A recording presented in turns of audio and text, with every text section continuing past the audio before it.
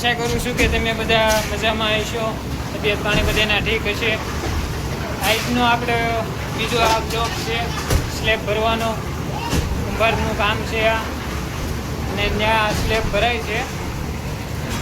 કેટલાક બધી સ્લેબ પહોંચ્યો છે એ પણ દેખાડી. નાનું છે આ 3 થી 4 બરાસનું, એનાથી મોટું કાંઈ છે નહીં. એ પહેલાંના બ્લોકમાં હતું છે, એ 22 બરાસનું હતું બીમ સાથે, 25 બરાસ જેવું થતું. અને બીજો બ્લોક છે આ જે હું અત્યારે ઊભો છું એનો લિવિંગ હોલ છે. રૂમ ગણો કે હોલ ગણો એક જ માનવામાં આવે છે. આ એનો હોલ છે, રૂમ જે તમે જોઈ શકો.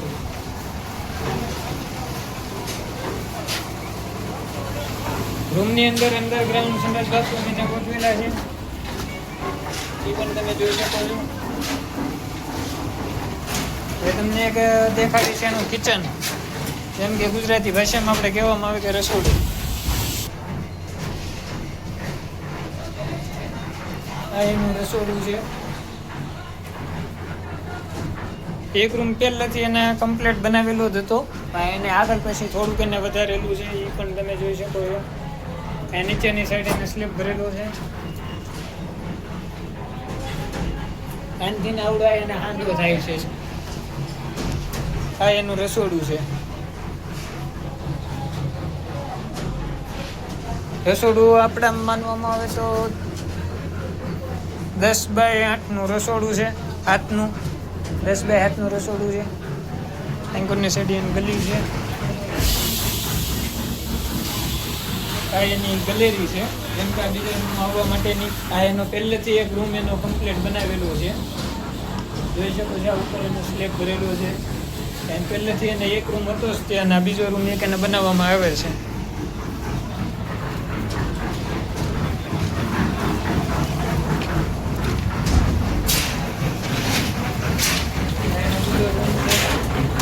હોલ જે મેં તમને પહેલાં દેખાડ્યું. કેટલાક લગી સ્લેબ ભરવાનું છે એ પણ દેખાડીશ. અને સ્લેબ ભરવાનું હોય જે અમૃત ચાલુ કર્યું છે કલાક પહેલાં.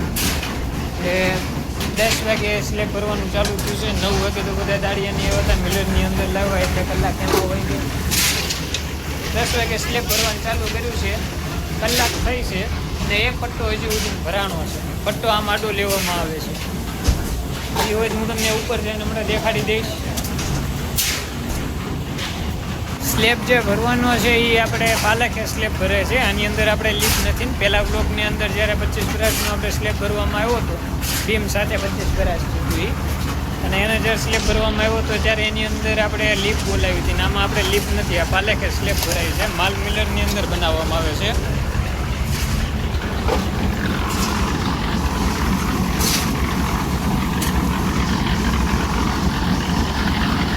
આ પાલખે સ્લેબ ભરાય છે. આનો હોય હું તમને ઉપરથી નજારો દેખાડીશ. ધાબા ઉપર ચડીને આ રીતના આમ સ્લેબ ભરાય. લાઈનમાં બધા સ્ટેપ બાય સ્ટેપ બધા માણસો ગોઠવાઈ ગયેલા છે. એ હોય હું તમને ઉપર જઈને બતાવું છું.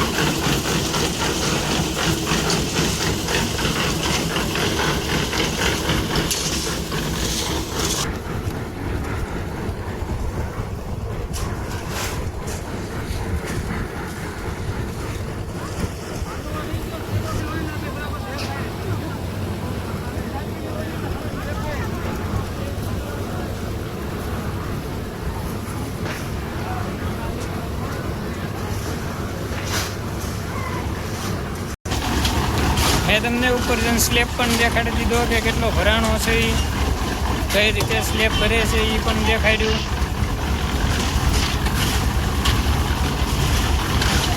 ના સેન્ટિંગવાળા જે છે એનું એ જે ભાઈ હતા એ ઉપર જે ખડે હાથ દેને ઊભા હતા એવડા એ શેડ છે આ સેન્ટિંગના ને એના. એને આ મકાનનું કામ રાખેલું છે. બીજા મકાનની બનાવે છે.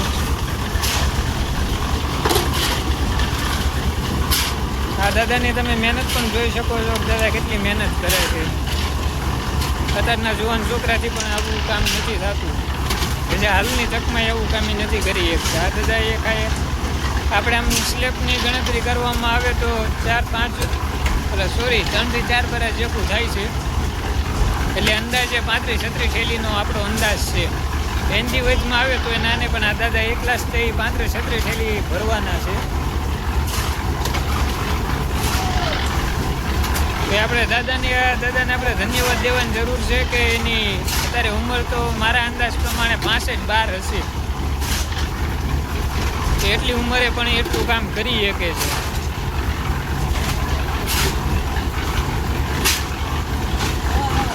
મકાન જે છે એ આપણે બીમ કોલમ માટે નથી. મકાન આપણે આમને ઈંટોના સણતરથી આપણે લીધેલું છે. અને નીચે પણ ક્યાંય પાયો ને એવું કાંઈ આપણે નાખેલું નથી. બીમ કાંઈ માર્યું નથી. આમ નામ જ છે. આ એ હોય તો હું તમને પલિંગ ભરતા હોય તમને દેખાડી દઉં.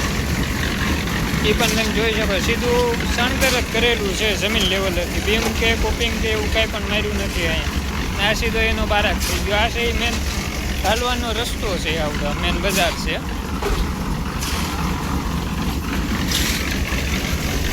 એ મકાનને કાંઈ થશે નહીં, કારણ કે આની જે જમીન છે એ કડક જમીન છે. અને બીમ કોલમ કે એવું કાંઈ લીધેલું નથી કાંઈ ઉપર બીમ મારેલો નીચે કે ઉપર ક્યાંય નથી. આને કાંઈ કોલમ લીધેલો એ પણ હું તમને દેખાડી દઉં. આ ખાલી એક લિન્ટર માળી ગોઠવેલી છે. આ લિન્ટર માળીનું જે કોપિંગ આપણે કહેવામાં આવે કે એ કોપિંગ મારવામાં આવ્યું છે. ના જે મેં તમને પહેલાં દેખાડ્યું હતું કે હોલ છે એટલે રૂમ. આ એ રૂમ છે. આ એની લિન્ટર માળી કરવામાં આવી છે. આની અંદર પણ હોય તો હું તમને દેખાડી દઉં.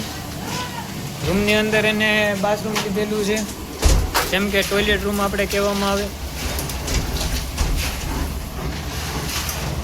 અને રૂમ પણ તમને દેખાડી દઉં. આ એનો રૂમ છે. રૂમ આપણે અંદાજમાં ગણો 4.5 બાય 6 નું છે. આ એ પણ તમે જોઈ શકો છો. અને કંઈ બીમ કે એવું કંઈ લીધું નથી કે નથી કાંઈ કોલમ નહીં કાંઈ. નીચે પલિંગ પરથાર આપણે જે કહેવામાં આવે ત્યાં પણ ક્યાંય છે નહીં. આની અંદર આપણે ખાલી એક કોલમ લેવામાં આવ્યો છે. કોલમ લેવાનું હોય તો હું તમને એ કારણ બતાવી દઉં કે શાના કારણે આ એક કોલમ આપણે ઊભો કરવામાં આવ્યો છે. કોલમ પણ તમે જોઈ શકો છો. જે આ કોલમ આપણે ઊભો કર્યો છે કોલમનું કારણ એ છે ને લેવામાં આવ્યું કે જે પહેલાં જૂનો સ્લેબ હતો, જૂનો સ્લેબ છે એ જૂનો સ્લેબ જેમ કે ઘણી વાર આપણે એ કાઢી નાખવામાં આવે, આમ નોંધારું થઈ જાય એટલે એ બીમ હોય કે સ્લેબ હોય એ તરત આમ નીચેની સાઈડ ઝૂકી જાય.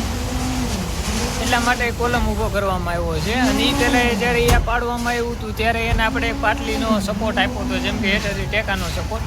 એ ટેકો પણ તમે જોઈ શકો છો. જે આ જાડી પાટલી જેવું છે એને આપણે ટેકો મારવામાં આવ્યો છે બીમ સાથે, જેથી કરીને હેઠે ઝૂકવા ન કરે.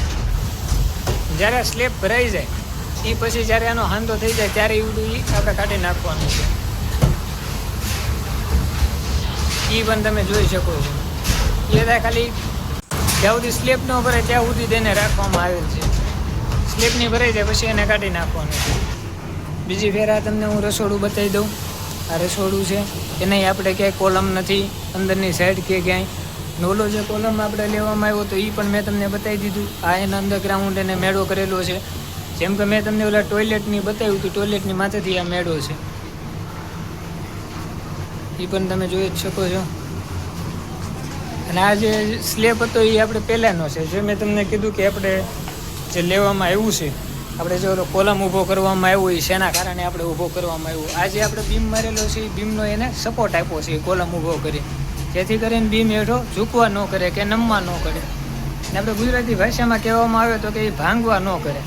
આવ શોર્ટકટ એ ભાંગે ને એટલા માટે એને સપોર્ટ કરવામાં આપ્યો છે. એ પણ તમે જોઈ શકો છો.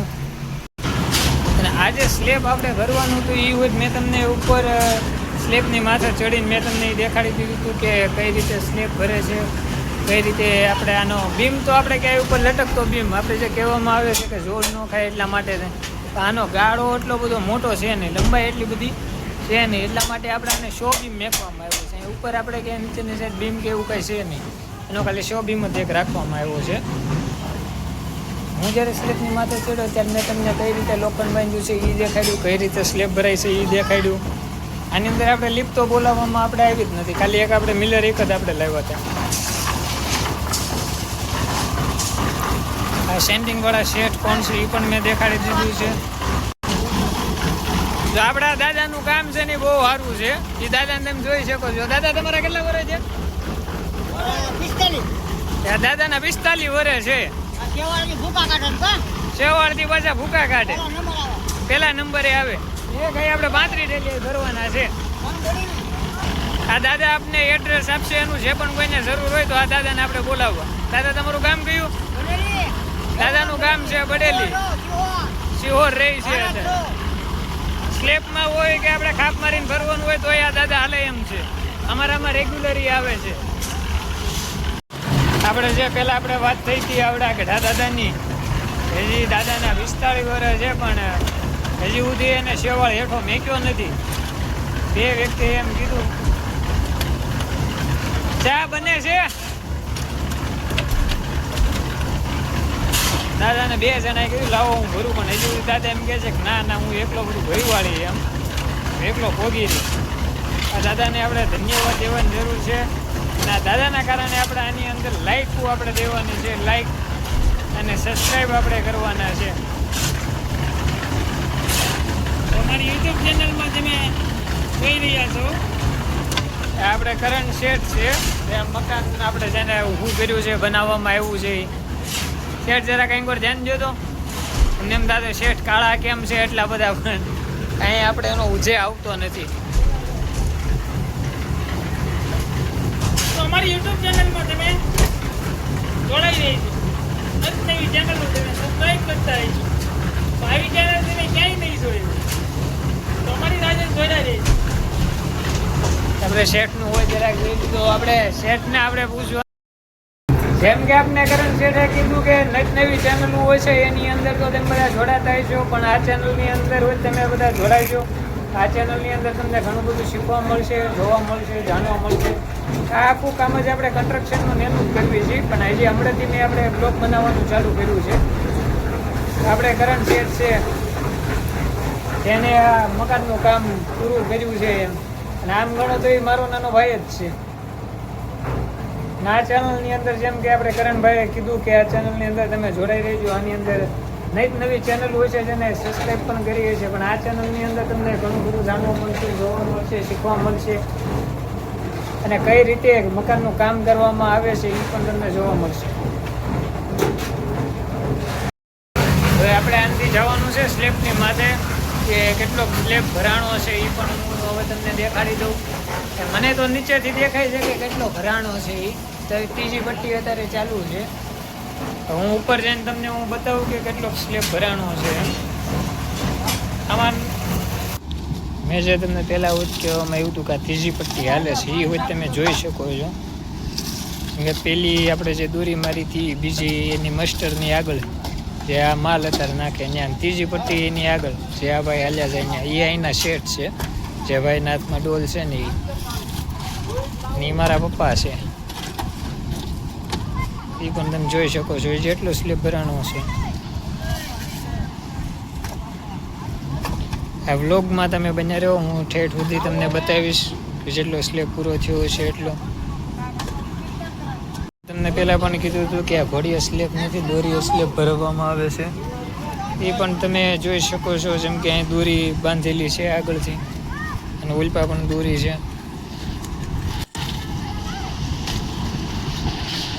જોઈ શકો છો આની અંદર દોરી તમને દેખાતી હશે, આ માલ નાખ્યો. આ દોરીય સ્લેબ ભરાય છે, આપણે ઘોડીએ સ્લેબ નથી ભરાતો. મેં દેખાડ્યું હતું કે આપણે સ્લેબને હાંધો કરવાનો છે. એન્કોરની સાઈડ હાંધો થઈ ગયો છે, જે એન્કોર આગળ છે એ પણ તમે જોઈ શકો છો. એ જે એન્કોર હાંધો ભરાય છે ને આ ભાઈ છે આપણે વાઇબ્રેટર મારે છે. આ મસ્ટર ફેરવે એ પણ તમે જોઈ શકો છો કઈ રીતે મસ્ટર ફેરવા.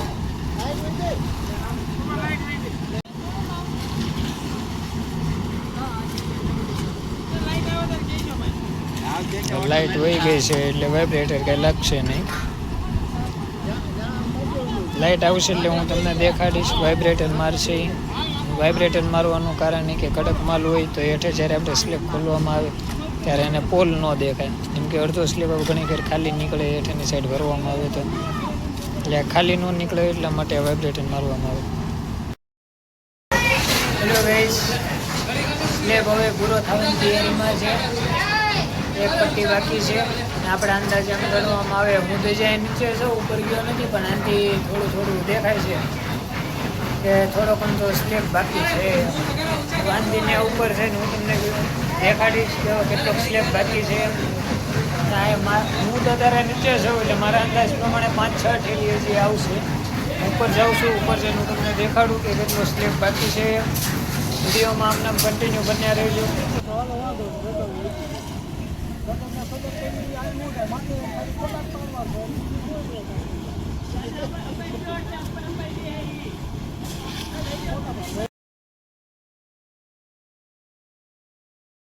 હેલો ગાઈઝ, મેં તમને ઉપર જઈને દેખાડી દીધું હતું કે ભાઈ કેટલો સ્લેબ ભરાણો છે.